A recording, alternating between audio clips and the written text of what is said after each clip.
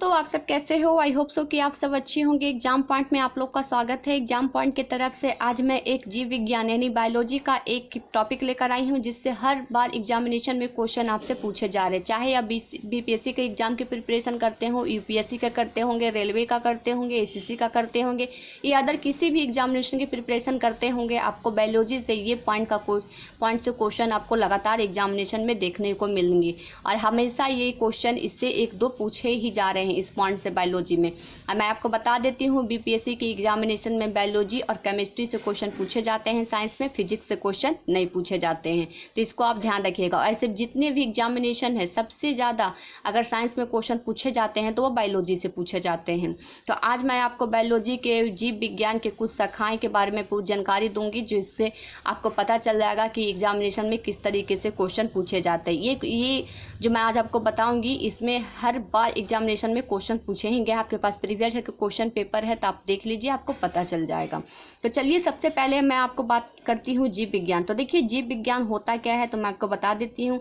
देखिए, बायोलॉजी का ही हिंदी में जीव विज्ञान कहा जाता है। यह विज्ञान की वह शाखा है जिसके अंतर्गत जीवनधारियों यानी जीवधारियों का अध्ययन किया जाता है। जीवधारियों के अध्ययन करने वाले को जीव विज्ञान यानी बायोलॉजी कहा जाता है, और इसको सीधा जीवन का अध्ययन। अब देखिए, मैं आपको बताती हूँ, जो बायोलॉजी का जो अर्थ है यानी बायो का जो अर्थ है, बायोलॉजी में सिर्फ बायो का जो अर्थ हो गया वो हो गया आपका लाइफ यानी कि जीवन, और लोगी के मतलब हो जाता है स्टडी यानी कि आप अध्ययन जो कर रहे हैं उसके बारे में, इसी का बायोलॉजी कहा जाता है। अब देखिए, इसका दूसरा पॉइंट है, आप मेरी बातों को अच्छे से सुन लेंगे, आपको याद हो जाएगा एक दो पॉइंट। देखिए, जीव विज्ञान का जो शब्द का प्रयोग है, सर्वप्रथम लैमार्क एक व्यक्ति थे जिनका नाम था लैमार्क, और ट्रेविनर्स दूसरे व्यक्ति थे ट्रेविनर्स। लैमार्क और ट्रेविनर्स नहीं, ये जर्मनी के एक वैज्ञानिक थे जिन्होंने 1801 में, मैं आपको लिख देती हूँ यहाँ पर, आपको पता चल जाएगा, 1801 में इसकी शुरुआत किया गया था, यानी इसका जीव विज्ञान के जीवधारी का अध्ययन का किया गया था। जीव विज्ञान को जो कर्मबद्ध यानी सही तरीके से ज्ञान के रूप में विकसित किए थे, उन व्यक्ति का नाम था अरस्तु, जो ग्रीक के दार्शनिक थे, यानी प्रसिद्ध ग्रीक दार्शनिक अरस्तु के काल में हुआ था। उन्होंने ही सबसे पहले यानी जो लैमार्क और ट्रेविनियर थे, ये वैज्ञानिक ने थे, इन शब्द का प्रयोग किए थे जीव विज्ञान का, लेकिन इसको जो क्रमबद्ध से अच्छे तरीके से इसका अध्ययन में मदद किए थे। उन्होंने सर्वप्रथम पौधे और जंतुओं के जीवन के विभिन्न पक्षों के विषय में अपने विचार जो प्रकट किए थे, उसे अरस्तु के द्वारा किया गया था, और उन्हें ही जीव विज्ञान का जनक कहा जाता है। सबसे पहले अगर आपसे पूछा जाएगा कि जीव विज्ञान का सबसे पहले जो शब्द का प्रयोग किया गया, तो वो लैमार्क और ट्रेविनियर के द्वारा किया गया, लेकिन जीव विज्ञान के जनक कौन है अगर आपसे पूछा जाएगा तो वो अरस्तु है, यानी फादर ऑफ बायोलॉजी किसे कहा जाता है तो अरस्तु को कहा जाता है। इसको आप ध्यान रखिएगा, फादर ऑफ जो बायोलॉजी हो गए यानी जीव विज्ञान के जनक अरस्तु। लेकिन सबसे पहले जो जीव विज्ञान के नाम का जो प्रयोग किए थे वो लैमार्क और ट्रेविनियर थे, जो जर्मनी के दो वैज्ञानिक थे, और कब किए थे तो 1801 में किए थे। अब बस इतना ही पॉइंट को अगर अपने कॉपी में लिख लेंगे, आपके लिए बहुत इंपॉर्टेंट रहेगा। एक दो क्वेश्चन इससे आपको पूछे जाते हैं। अब चलिए हम लोग देखते हैं कि जीव विज्ञान के कुछ शाखा हैं। एक तरफ देखिए मैंने शाखा का नाम लिखा है, एक तरफ मैंने लिखा अध्ययन का नाम लिखा है। देखिए, तो सबसे पहले जो शाखा आ गया वो है एपीकल्चर। एपीकल्चर जो होता है, एपीकल्चर की जो शाखाएं हैं उसके लिए किसके लिए अध्ययन किया जाता है, एपीकल्चर में क्या अध्ययन किया जाता है, तो एपीकल्चर में मधुमक्खियों का पालन का अध्ययन किया जाता है। ध्यान रखिएगा, मधुमक्खी पालन का अध्ययन किया जाता है किससे, एपीकल्चर से। ये 65 बीपीएससी, उसके अलावा 62 बीपीएससी में क्वेश्चन पूछा हुआ है, और यूपीएससी एग्जामिनेशन में तो लगातार पूछे जाते हैं। अब देखिए दूसरा क्वेश्चन पूछा जा रहा है कि सेरीकल्चर है। तो देखिए, सेरीकल्चर किसके लिए, तो रेशम कीट पालन के अध्ययन के लिए किया जाता है, यानी सेरीकल्चर के जो शाखाएं हैं उसका अध्ययन जो होता है वो रेशम कीट के पालन के लिए किया जाता है। रेशम कीट आप अच्छे तरीके जानते हैं, एक कीड़े होते हैं जिसी की वजह से रेशम मिलता है, तो जो रेशम कीट का जो अध्ययन होगा वो सेरीकल्चर कहलाएगा, ध्यान रखिएगा। अब थर्ड आ गया हमारा पीसी कल्चर। देखिए, पीसी कल्चर का मैं आपको बहुत आसान तरीके से बता दूंगी इसको। पीसी कल्चर में होता है मत्स्य पालन का अध्ययन। पीसी और फिशी याद रखिएगा, फिशी मतलब फिश हो जाएगा, तो यानी पीसी की जो शाखाएं हैं उसका अध्ययन में जो किया जाएगा वो क्या किया जाएगा, तो मत्स्य पालन का अध्ययन किया जाएगा। ध्यान रखिएगा, मत्स्य पालन का अध्ययन किया जाएगा। अब आगे देखिए 4 में पूछा जा रहा है माइक्रोलॉजी। माइक्रोलॉजी का जो शाखा उसका के लिए किसके अध्ययन किया जाएगा, तो ये कवक का अध्ययन किया जाएगा। कवक यानी कि देखिए यहाँ पे माइक्रो है, तो माइक्रो मतलब बहुत ही छोटा, यानी छोटा सा चीज। तो देखिए कवक वगैरह जो होते हैं बहुत ही छोटे होते हैं, तो इसको ध्यान रखिएगा। जो माइक्रोलॉजी होता है वो कवकों का अध्ययन को माइक्रोलॉजी कहा जाता है। अब आगे देखिए 5th में कहा जा रहा है पाइकोलॉजी। पाइकोलॉजी जो कहा जाता है वो सैलाबों को अध्ययन के लिए किया जाता है। सैलाब, जो सैलाब होते हैं पानी के अंदर वगैरह सैलाब होते हैं, पहाड़ पे भी सैलाब होते हैं, तो वो समुद्र के भी आसपास किनारे में सैलाब होते हैं, तो वही सैलाबों को जो अध्ययन को कहा जाता है। जो भी व्यक्ति सैलाब का अध्ययन करते हैं उनको पाइकोलॉजी की पढ़ाई करनी पड़ती है, यानी पाइकोलॉजी की शाखा को ही सैलाबों का अध्ययन कहा जाता है। अब आगे देखिए नेक्स्ट पूछा जा रहा है एंथोलॉजी। एंथोलॉजी में हो जाएगा पुष्पों का अध्ययन, यानी जितने भी फूल वगैरह हैं उनके पुष्पों को अध्ययन करने के लिए एंथोलॉजी का प्रयोग किया जाए। एंथोलॉजी का ही अध्ययन करके पुष्पों का अध्ययन किया जाता है। अब आगे देखिए उसके बाद जो नेक्स्ट आ जाएगा पोमोलॉजी। पोमोलॉजी में होता है पोमो। देखिए पोम जो हो जाएगा फलों से हो जाएगा, तो ध्यान रखिएगा जो पोमोलॉजी हो जाएगा वो आपका फलों का अध्ययन का हो जाएगा। फलों का अध्ययन यानी पोमोलॉजी का जो शाखा होती है वो फलों के अध्ययन के लिए होता है। अब देखिए उसके बाद 8 में पूछा जा रहा है अर्निथोलॉजी। अर्निथोलॉजी का जो होता है या पक्षियों का अध्ययन के लिए किया जाता है। पक्षियों का अध्ययन अर्थियोलॉजी कहा जाता है, यानी अर्नियोथोलॉजी कहा जाता है, इसको ध्यान रखिएगा। अब देखिए उसके बाद 9th में पूछा जा रहा है कि इक्थोलॉजी। इक्थोलॉजी किसे कहा जाता है, तो मछलियों का अध्ययन के लिए। एक बार आपका आया था मत्स्य पालन के लिए आया था फिशी से हो जाएगा फिशी जो मत्स्य पालन के अध्ययन के लिए किया जाता है। लेकिन यहाँ पूछा जा रहा है इथियोलॉजी, तो इथियोलॉजी हो जाता है। इथियोलॉजी ये मछलियों के अध्ययन के लिए किया जाता है। आप देखे होंगे डिस्कवरी वगैरह, अगर आप देखते होंगे तो एनिमल प्लानेट देखे होंगे, तो अगर नहीं देखे तो एक बार जरूर देखिएगा। उस पर मछलियाँ जो भी व्यक्ति होते हैं वो मछली पकड़ के उसके नाम या उसके प्रजाति के बारे में पूरी की पूरी जानकारी दे देते हैं। तो सारे के सारे जो किस तरीके की पढ़ाई के रहते हैं, तो इथियोलॉजी का पढ़ाई के रहते हैं, ताकि उन्हें मछलियों के अध्ययन के बारे में पूरी की पूरी जानकारी होती है।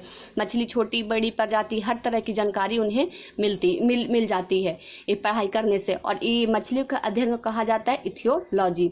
अब देखिए इसे पूछा जा रहा है, नेक्स्ट जो क्वेश्चन पूछा जा रहा है कि एंटोमोलॉजी। एंटोमोलॉजी किसे कहा जाता है, तो देखिए कीटों के अध्ययन के लिए।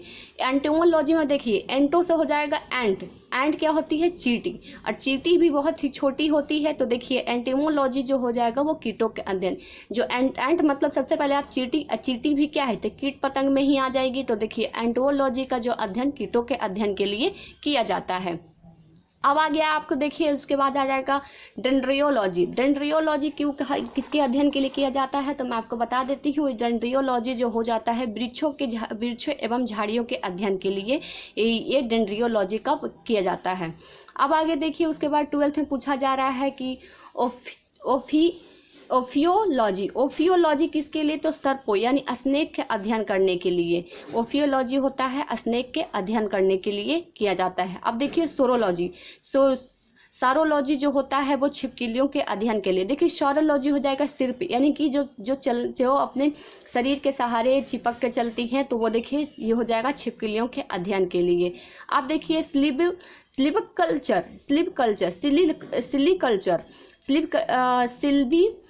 सिल्वीकल्चर जो होता है वो काष्ठी पेड़ों के संवर्धन के लिए होता है। सिल्वीकल्चर जो हो जाएगा आपका काष्ठी पेड़ों के संवर्धन के लिए हो जाएगा। देखिए काष्ठी पेड़ आप समझ लीजिए, काष्ठी पेड़ जो होता है संवर्धन यानी कि एक पेड़ में दूसरे पेड़ का जो उगा दिया जाता है, उसमें 2-3 तरह के नए प्रजाति को बना दिया जाता है। उसी तरह सिल्वीकल्चर से ही ये काष्ठी पेड़ों का संवर्धन किया जाता है।